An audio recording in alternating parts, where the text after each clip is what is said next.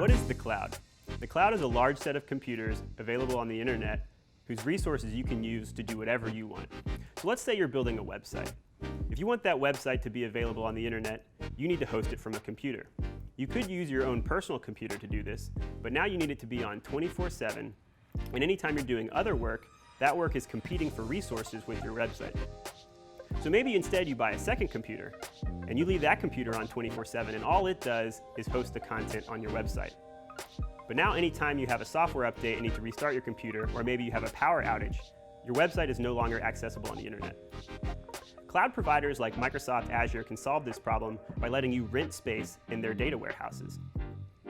This is great because anytime there's hardware issues like power outages or hardware failures, Microsoft will take care of all of those problems and you can focus on just building your website.